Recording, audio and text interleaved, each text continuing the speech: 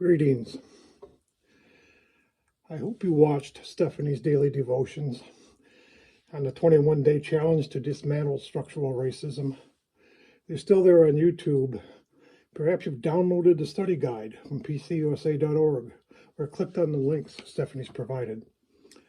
There's a lot to think about in those lessons. Among other things, I've thought about the times that the Spirit moved through this church and past ministers to confront racism in various forms. One of our former pastors was John Marvin. Prior to coming to Marshall, he had been a Freedom Rider. The Freedom Riders called attention to the disregard of federal law and court decisions in the Jim Crow South by riding interstate buses in mixed racial groups. They are often met with local violence and indifference, and even arrests by local law enforcement. But in doing so, they bolstered the credibility of the American Civil Rights Movement.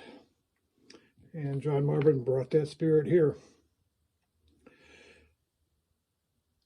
Sometime in the mid to late 60s, when John Marvin was here, a group of young people from this church, generally college age or recent graduates, got together, drafted and circulated an initiative petition for Marshall to adopt an open housing ordinance. And it wasn't well received. In the late 70s or early 80s, the church hosted cluster discussions for nearby Presbyterian churches on the sanctuary movement.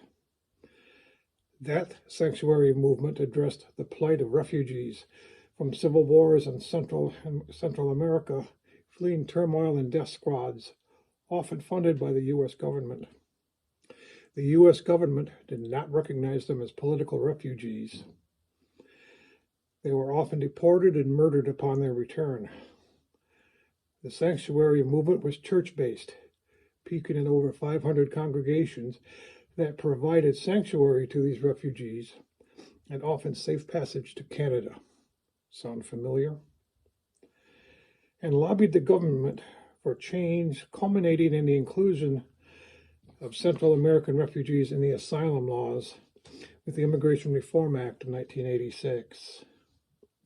When people from the other churches in this cluster challenged Reverend Marvin about his support for this sanctuary movement, citing the U.S. government's position in immigration laws, he reminded them of the biblical passages about how we are to treat strangers and aliens among us, and how we are called to love all humankind.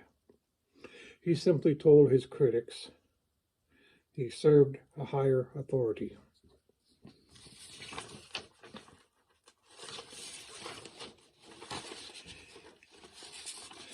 A different but related matter. I was going to give this devotion last week. I was going to do it last Tuesday, but other things intervened. Last Tuesday on the PCUSA calendar, it was Native American Day. And there was a lot of material about that on pcusa.org.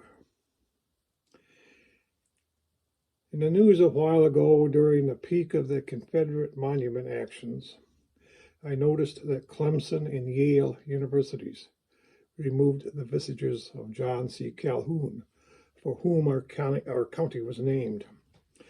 Calhoun was Yale-educated and a Southern plantation owner who was a fervent defender of slavery. He believed that non-whites were not capable of forming societies. He was the architect of the Indian Removal Act of 1830, which led to the forced deportation of Native Americans, mostly in the South, to lands west of the Mississippi, so whites could settle their traditional lands. Calhoun County, like Jackson, Van Buren, Cass, and others, was so named to curry the favor of President Jackson and the politicians for the pending statehood vote on Michigan. Michigan became a state in 1837. They were not named to bestow any honors on the namesake. Michigan recently removed the name Lewis Cass from the state office building and changed it to the Elliott Larson building. Maybe someday we can follow the lead of Yale and Clemson. Stay safe, wear a mask.